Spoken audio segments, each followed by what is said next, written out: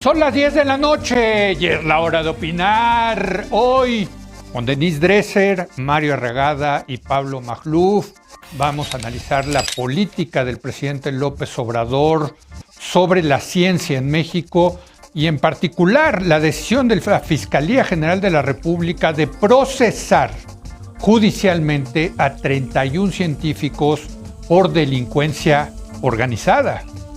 Después, con Tonatiuh Guillén López, voy a examinar la crisis humanitaria en las fronteras norte y sur de México con el creciente número de migrantes que se dirigen hacia los Estados Unidos.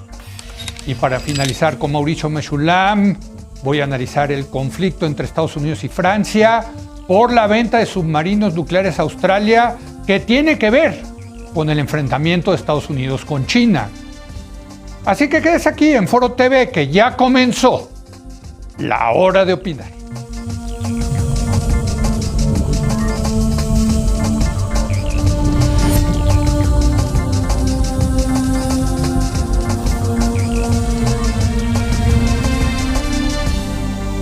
Muy buenas noches. La relación del gobierno del presidente López Obrador con la comunidad científica y académica ha sido muy ríspida. Ha habido decisiones muy polémicas, como la desaparición de los fideicomisos, la pretensión del gobierno de pasar a los científicos, los académicos, a un régimen de servidores públicos federales, cambios en las reglas a las cátedras CONACYT, desde luego un sinfín de declaraciones del presidente y de la directora general del CONACYT, María Elena Álvarez Bulla, en contra de los científicos, incluyendo esta idea de que existe una ciencia neoliberal que habría que erradicar en el país. Y ahora la Fiscalía General de la República ha solicitado órdenes de aprehensión. Hijo, vea usted nada más, contra 31 científicos, investigadores y personal de la comunidad académica nacional por presuntos delitos de peculado, uso ilícito de atribuciones y facultades, operaciones con recursos de procedencia ilícita y delincuencia organizada. Todo esto por el manejo de recursos del Foro Consultivo Científico y Tecnológico. En fin, hay mucho que analizar, mucho que decir de esta, pues, ¿cómo podríamos caracterizar relación tan, conflictiva por parte del gobierno del presidente López Obrador con la comunidad científica del país?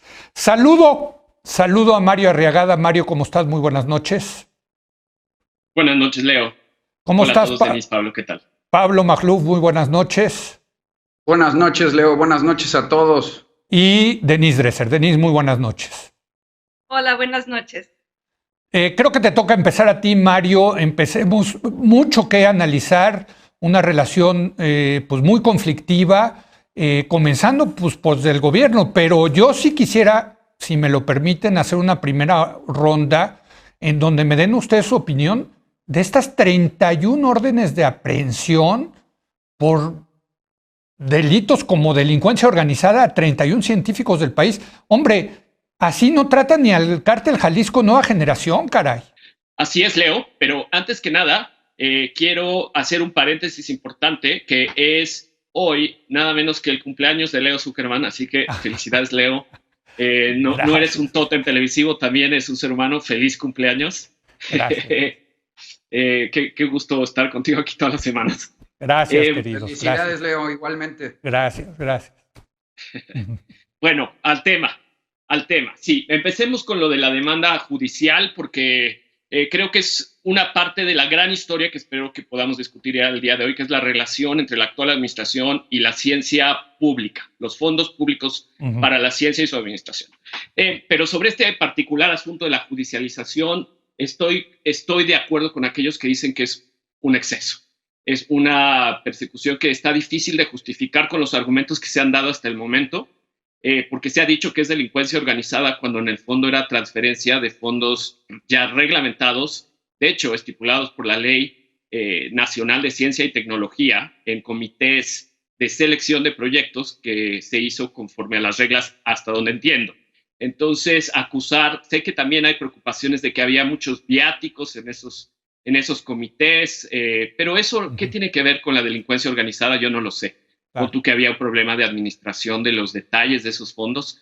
pero esos fondos se usaron de la forma transparente o con los mecanismos que estaban previstos. Entonces me cuesta entender por qué lo quisieran llevar tan lejos a perseguir a investigadores de la Universidad Autónoma Metropolitana, del TEC de Monterrey, del CIDE, de varias instituciones más con estos fondos. Creo que hay una especie de proyecto de reestructuración de cómo ocurría el financiamiento de ciencia pública en esta administración, que está cuajado de problemas, pero el de esta judicialización extrema es tan solo uno de ellos. En general, para que mis colegas reaccionen, yo lo pondría de la siguiente manera. Yo creo que, aunque se ha dicho que esta administración tiene un impulso anticientífico, de alguna manera que padece de un populismo antiintelectual, yo no lo pondría así. Yo creo que no es un antiintelectualismo. En todo caso, sería un antielitismo. Así es. En todas sus formas, eso Así incluyendo dentro de las élites académicas. Entonces, y esto lo digo porque se presentan ciertas paradojas cuando se escriben este tipo de argumentos. Por ejemplo, tenemos un presidente que es escritor de libros, lector de libros, amante de la historia, un poco intelectual a su modo, un intelectual popular, por decirlo de algún modo, casado con una académica en forma, y que a pesar de esto tiene esta veta problemática con los grupos de élite intelectual. Yo pensaría que es más culpa del antielitismo, está asociado más con perseguir o poner la lupa, no quiero decir perseguir en todos los casos, pero poner la lupa en aquellos que él percibe como privilegiados de las administraciones anteriores. Él mismo ha llamado a los rectores caciques de universidades, incluso públicas, lo dijo en la mañanera del día de hoy, que se enriquecían e incluso aceptaban premios de monarquías extranjeras, así lo describe. Creo que lo que habla ahí no es un antiintelectualismo necesariamente, sino una posición en contra de los lujos, la idea de como elegancia que a él no le parece. Creo que hay, sí, una cruzada por tratar de eliminar ese tipo de comportamientos. Ahora, ¿es eso legítimo o no? Bueno, yo creo que no necesariamente. Es legítimo querer reconducir presupuestalmente, tener nuevas prioridades. Por ejemplo, se determina que en el presupuesto del próximo año va a haber muchas becas de posgrado para personas indígenas, mujeres indígenas en particular. Yo creo que ese es el tipo de iniciativas legítimas que cambian cómo se gastaba el presupuesto antes para darle algo redistributivo. Sin embargo, hay otros hechos que han estado en detrimento de buenas instituciones que necesitaban, por ejemplo, de sus fideicomisos para tener ingresos externos para financiar sus actividades regulares. Ahora, dentro de estos institutos, los más afectados son aquellos que tenían un particular esquema legal como el CIDE o el Instituto Nacional de Salud Pública, por ejemplo, que están dentro de la estructura del gobierno federal. En algún sentido, y esto ha ofendido a muchos, les llaman una paraestatal. Entonces no son universidades autónomas como lo son la UNAM, el Colegio de México, la propia UAM, etcétera, etcétera, las de los estados, por supuesto. Y entonces ahí ha habido un dilema interesantísimo que creo que vale la pena subrayar, porque es realmente muy importante. Es que estas instituciones, a pesar de ser parte de la estructura del gobierno federal, han hecho mucho con su autonomía de investigación, con su libertad de cátedra, y que asociarlas exactamente como si fueran trabajadores del Estado, con todas las reglas que eso implica, desde presentar sus declaraciones patrimoniales, con lo cual yo no tendría ningún problema, pero sí como el conjunto de factores elimine la posibilidad de que ellos mismos, y no digo ellos individualmente, los investigadores, sino las comunidades académicas decidan autónomamente en lo que vale la pena investigar y de qué trata asociar su deber combinado, que sin duda existe, entre ser un investigador subsidiado por el Estado y el rol que el conocimiento le debe a la nación. Yo ahí creo que, y con esto cierro, Leo, en que el tema de poner la ciencia al servicio del desarrollo, que es un argumento que ha usado la actual administración para este tipo de transformaciones radicales que afectan a las comunidades académicas, es donde está el meollo filosófico del asunto, más allá de los meollos judiciales y administrativos que quizás son los que tienen más efectos negativos. Desde luego, y yo coincido contigo, aquí es el antielitismo de este gobierno, porque en todas las sociedades la comunidad científica académica es una élite. En unas están más apapachadas que en otras, pero es este discurso en contra de la élite.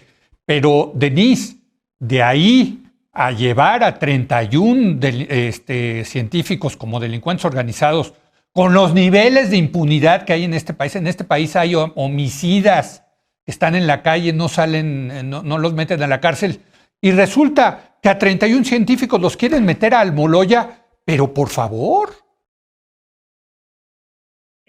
Sí, hay un antielitismo, pero es un antielitismo selectivo en contra de las élites que no son las suyas, en contra de las élites que no se han doblegado ante los imperativos ideológicos de la llamada Cuarta Transformación.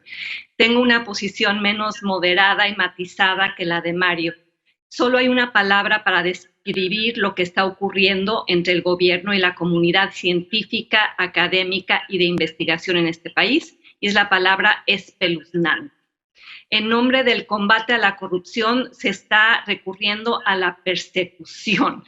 En nombre del combate a los privilegios se están amenazando derechos ciudadanos. Como bien dices, en un país con más de 80 homicidios al día y un 98% de impunidad, la Fiscalía General de la República ha decidido emprender una cruzada personal de parte de Gertz Manero en contra de académicos que, por cierto, ya se habían amparado ante esta acusación.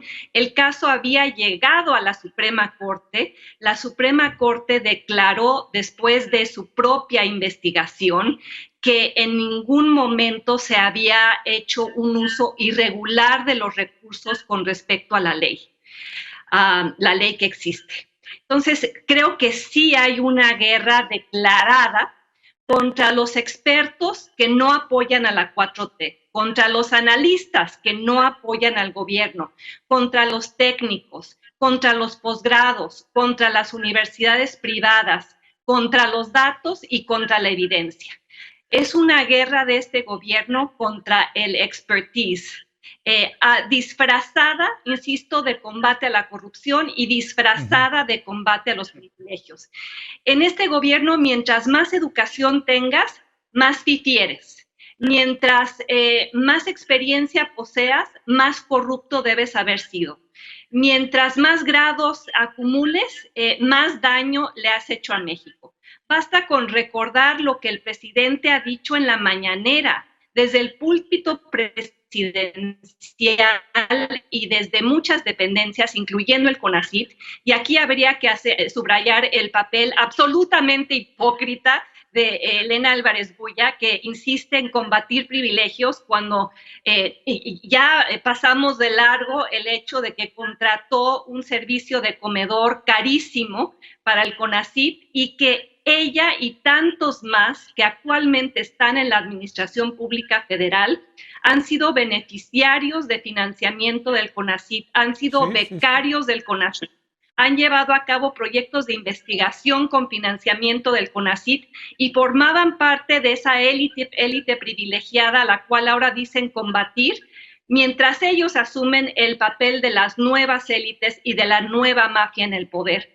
Y sí quisiera recalcar, me parece una enorme falta de grandeza moral, de consistencia moral, de coraje moral por parte de todos los miembros del gabinete y de la administración pública que fueron beneficiarios del CONACYT, que ahora no alcen la voz contra lo que está sucediendo. Claudia Sheinbaum, la secretaria del Trabajo, la exsecretaria de Economía, tantos más con posgrados en el extranjero. Y lo que estamos viendo es una política de prejuicios. Los que se fueron a entrenar al extranjero regresan con malas mañas, dice el propio presidente. Sí, claro. Los que tienen mayor preparación son quienes produjeron la expoliación. Y es cierto, en algunos casos específicamente, sí es cierto que hubo miembros de la tecnoburocracia en gobiernos anteriores que fueron corruptos, pero hacer este tipo de argumentos de que toda la comunidad científica y los 31 investigadores que participaron en estos proyectos de investigación o eran miembros del foro consultivo eran corruptos, me parece un absoluto despropósito, insisto, es una persecución. La lógica es que si te preparaste para servir o analizar o educar o hacer investigación en tu país, no vas a ser aplaudido, vas a ser colocado en el banquillo de los acusados, vas a ser crucificado en la plaza pública como miembro de alguna mafia científica, social, universitaria, política.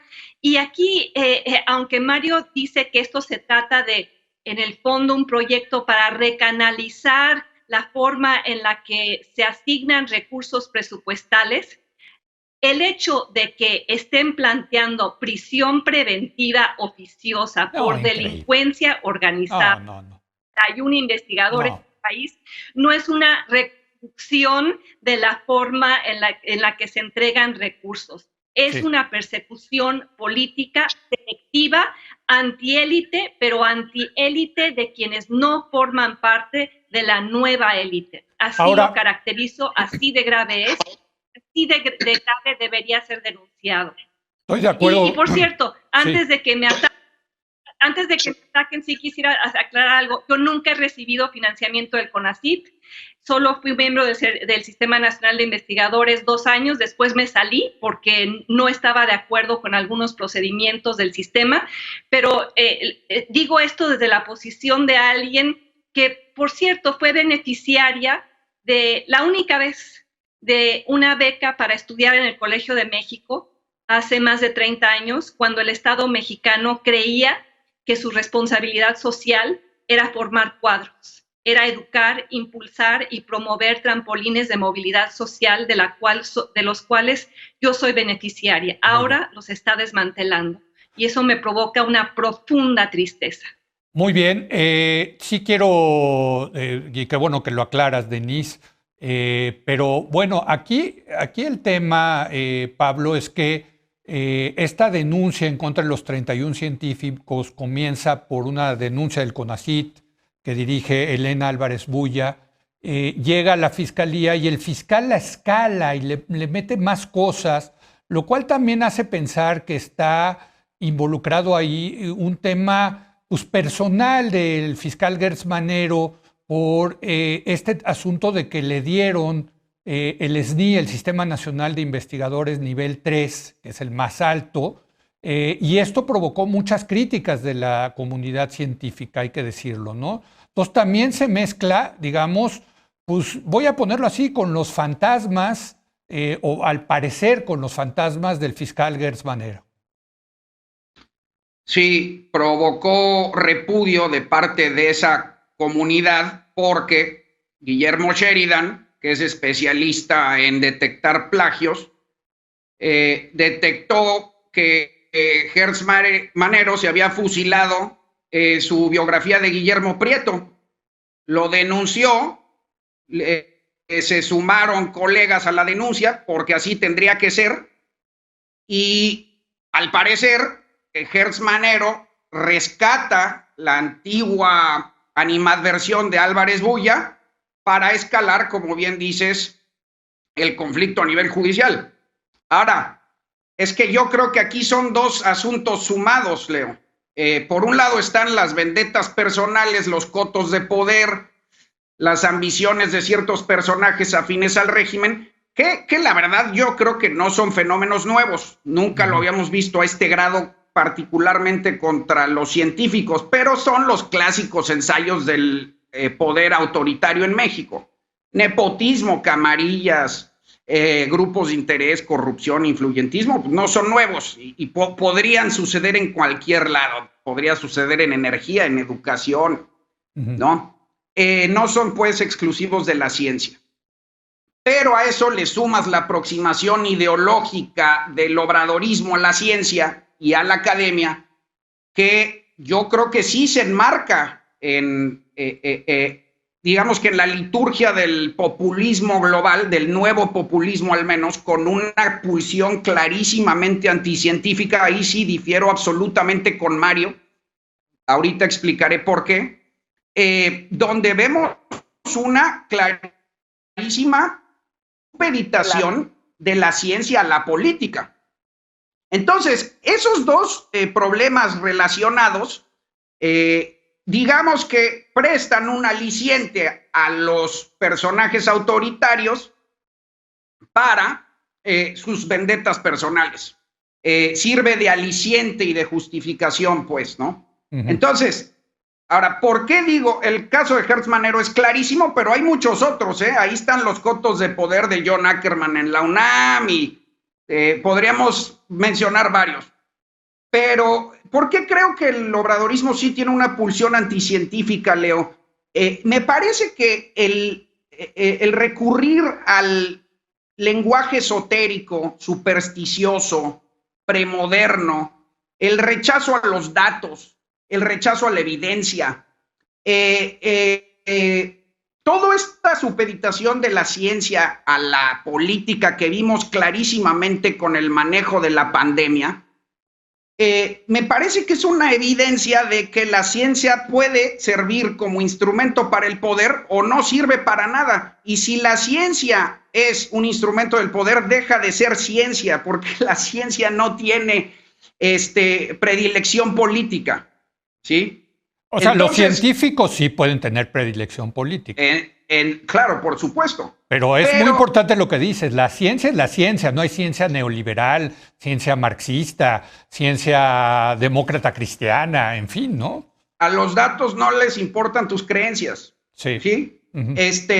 Entonces, yo creo que el populismo rechaza ese lenguaje, un lenguaje inaccesible, porque es inevitable que la ciencia sea elitista. O sea, tiene razón Mario que hay una pulsión antielitista, pero es indisociable del anticientificismo, porque la ciencia y la técnica forman jerarquías por antonomasia. Es inevitable, porque son rubros de difícil acceso per se. Se forman jerarquías y de modo que si tienes una pulsión contra esas jerarquías, eventualmente vas a recurrir al discurso anticientífico, porque tiene resonancia popular más recurrir a las creencias, al México profundo. El problema, Leo, es que sí tiene consecuencias. Ya dije, el epítome fue la pandemia, pero si ya nos vamos al caso específico del CONACYT, pues se han reducido 56% los apoyos a proyectos científicos desde que empezó López Obrador. Sí. Entonces, que no me vengan con que es un medio para conseguir un fin, porque el fin también está averiado. Totalmente. Mario, venga, hicieron alusiones a que fuiste muy blando. El blandengue de Mario, déjame ponerlo así. Así le dicen hoy a los moderados, en esta época de polarizaciones. Fuiste Corea del Centro, fuiste Corea del Centro. Soy Corea del Centro. Pues, no, a ver, para dejar claras algunas cosas. Primero, no soy Corea del Centro en lo de la judicialización torpe de los 31 investigadores. Lo he dicho antes y lo repito aquí. Creo que el fiscal Hertz Manero es una de las piezas del Estado, uno de los líderes del Estado mexicano, de los funcionarios altos del Estado mexicano, en amplio sentido, que más le debe a este país y cuyos resultados están, creo que, a la vista de todos y han sido muy malos. Y este es un ejemplo más de una larga lista. Entonces, no tengo empacho. Díganme Corea del Centro si quieren, yo creo que no lo estoy siendo. Entonces, creo que hay un problema. También hay un problema claro en que la administración de Álvarez Builla en el CONACYT ha dejado a media comunidad académica, si no más, completamente alienada con la manera en que ha gobernado su puesto. Eso también lo digo sin empacho. Creo que es una evidencia muy clara que parte de la eficiencia de un funcionario se le debe juzgar en función de la comunidad a la que toca administrar, y en este caso, pues no la ha administrado muy bien. Entonces, hasta ahí tenemos, creo que, coincidencias. Ahora, déjame tratar de ser Corea del Centro, pero de forma inteligente, porque en efecto no estoy de acuerdo con Pablo en que hay que lo que caracteriza esta administración conecta la superstición y el rechazo a los datos en un espíritu anticientífico porque quiere gobernar engañando o algo así, con un pensamiento premoderno o algo así. Creo que esa caricatura esconde lo que es la realidad. No que la realidad sea una cosa muy buena, no voy a celebrar lo no celebrable, simplemente no quiero caricaturizar. Y para ponerle matiz a este asunto del antiintelectualismo versus el antielitismo, la superstición y el anticientifismo versus lo que está haciendo CONACYT, déjame decirte que creo que en general sí hay una especie de inclinación a favor de las ciencias duras y a favor parcialmente de las humanidades, a costa de las ciencias sociales. Creo que eso tiene que ver con algo que en efecto hace esta administración, que es politizar por donde puede a sus adversarios. Y las ciencias sociales, tradicionalmente, aunque ustedes digan que los datos nunca mienten y que los datos no aceptan inclinación ideológica, estoy seguro que también leyeron ustedes a Thomas Kuhn y a Imre Lakatos cuando se habla de paradigmas científicos que van cambiando.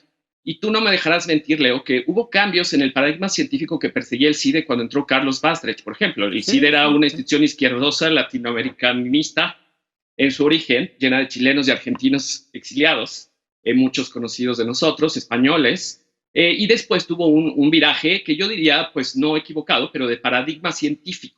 No quiero decir que la ciencia sea política y que sea lo mismo, claro que no, son asuntos esencialmente distintos, pero hay péndulos en la historia en los cuales los paradigmas científicos se van moviendo de lado a lado. Sí. Y también las misiones de las instituciones van cambiando a veces, y aquí es donde creo que está el meollo del debate para aquellos institutos de investigación más afectados por las reformas que se están haciendo, entre ellos el CIDE, por supuesto.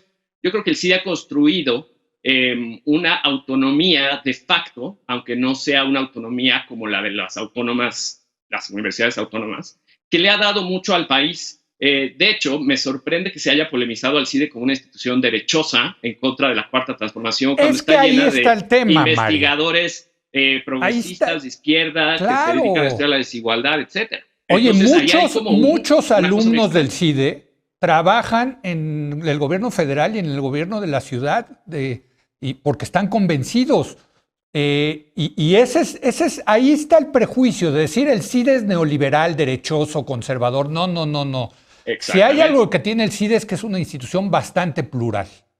Ya no es lo que fue en algún breve momento durante Carlos Bastrecht, en el que a ti te tocó participar. Tú nos puedes contar mejor esa historia. No quiero opinar completamente los detalles que no conozco, pero tú la viviste. Entonces, creo que ahí hay unas cosas que distinguir importantes. El presidente todo el tiempo lo he visto entre gente de las academias de historia y se siente muy cómodo, no, a pesar de que yo los veo igual de privilegiados con su SNI 3, muy elegantes, recibiendo sus premios. El presidente no se clava con ellos, se clava con las ciencias sociales. Y es ahí donde decide apretar las pilas. Álvarez Bulla hace lo propio y creo que ahí hay una diferencia que conecta un poco con el argumento de Pablo. Para hacer Corea del Centro, Pablo, te diría que eso nos dice más de la realidad de la Cuarta Transformación que un argumento generalista diciendo que es completamente supersticiosa, antidatos. A ver, es que ya se nos está acabando el tiempo. Denise, venga. Mario, me parece que no estás escuchando lo que el presidente dice, o más bien estás reinterpretándolo a conveniencia de lo que quisieras que dijera. Porque en ocasión tras ocasión, el presidente ha embestido a los médicos, a los científicos, a los investigadores. Y en esta ocasión estoy de acuerdo con Pablo. Creo que sí hay un sesgo anticientífico. ¿En qué sentido? La ciencia sí se basa en la presentación de datos, en datos que no se sujetan a discusión. Y la lógica de este presidente o su modus operandi en muchos temas ha sido siempre yo tengo otros datos. Argumenta esto en torno a las cifras de pobreza, argumenta tener otros datos en torno a las cifras de COVID, argumenta tener otros datos en torno a las cifras de homicidios y creo que esta política en contra de la ciencia disfrazada de antielitismo, reitero, tiene fines políticos y no es tanto engañar, Pablo. Creo que lo que busca es disciplinar, lo que busca es generar miedo en la comunidad científica para que no alcen la voz en su contra. Y también para ir reemplazando, no es solo un reciclaje, no es solo redireccionar fondos, Mario, es recomponer a la élite, es sustituirla por miembros que le son más leales. En el caso del CONACYT, en el caso del CIDE, en el caso de numerosos puestos en la administración pública, donde lo que importa ya no es la competencia, ya no experiencia, ya no es la formación, es la lealtad. Y eso lo vemos una y otra vez en la baja calidad de quienes ha enviado a los órganos reguladores, en las noticias casi cotidianas de que miembros de su equipo que le cargaban las maletas ahora están en puestos de gobierno donde ejercen un amplio segmento del presupuesto. Por eso tenemos en Pemex y en otras entidades sociales a personas que no tienen preparación técnica, pero que han demostrado su lealtad. Yo creo, Denise, que diría el presidente, pues ese es el pueblo de México. Y si este es un gobierno del pueblo, pues que el pueblo maneje las instituciones. ¿Por qué no? No, porque ese no es el pueblo de México. El pueblo de México no son solo los amigos del presidente. El pueblo de México no solo son los leales e incondicionales del presidente. El presidente también está rodeado de élites, solo que son sus élites. El pueblo de México, en una definición constitucional de lo que significa pueblo, son todos aquellos ciudadanos mexicanos con derechos al margen de su preparación, su experiencia, su clase social o su grado. Y esta redefinición del pueblo para decir, no, coloquemos ahora a miembros del verdadero pueblo, no. Ese es un argumento tramposo para decir, coloquemos ahí a personas que son incondicionales a mí, que piensan como yo, que ven la ciencia como yo. Y por eso acabamos con un Hugo López-Gatell que ha renegado de toda su formación, que ha traicionado a la comunidad científica a la que dice representar, que ha mentido una y otra vez y de tal manera que ya no tiene la más absoluta credibilidad respecto al tema del COVID. Eso, ahí creo que está más que reflejada la pulsión anticientífica, que es una pulsión en favor de la lealtad y la incondicionalidad. Y del CIDE salieron muchas voces críticas, no porque fueran neoliberales, sino porque eran demócratas, porque muchos trabajaron en la construcción de las instituciones de la transición de este país, porque muchos hicieron investigaciones en torno a la militarización. Catalina Pérez Correa, Alejandro Madrazo, tantas personas que llevan 3 años señalando los riesgos y los problemas de este gobierno y por qué en muchos ámbitos nos está conduciendo a una regresión. Me parece que la política del fiscal contra el CIDE y contra los investigadores es una venganza. Es una venganza. Es una forma de callarlos. Es una persecución política de intimidación para que en el ámbito de la ciencia, de las ciencias sociales, del análisis político, no se hable en contra de este gobierno. Así de claro. A ver, Pablo, nos queda muy poco tiempo. Un último comentario, por favor. Bueno, mira, todos los peores regímenes en la historia han perseguido a la ciencia por una sencilla razón, porque habitualmente la ciencia los desmiente. De eso se trata la supeditación de la ciencia. Yo quiero animar al auditorio a echarle un ojo a la serie Chernobyl en HBO, para que vean qué es lo que puede suceder en grado extremo cuando un régimen decide ignorar los datos y supeditar a la ciencia al poder político. Generalmente acaba en tragedia.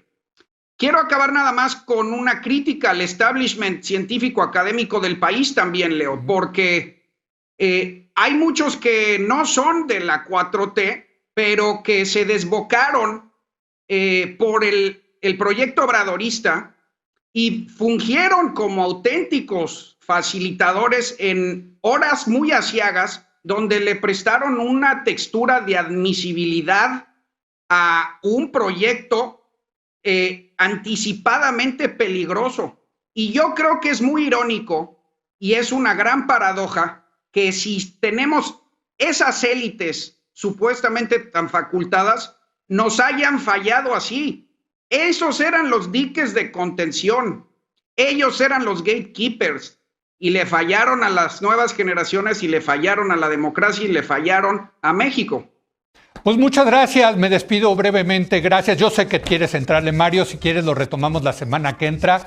Es un gran tema. Gracias, Denise, Pablo, Mario, los despido. Un privilegio, desde luego, trabajar con ustedes. Vamos a hacer una breve pausa. Voy a platicar con Tonatiuh Guillén López sobre la crisis migratoria que estamos teniendo en el país.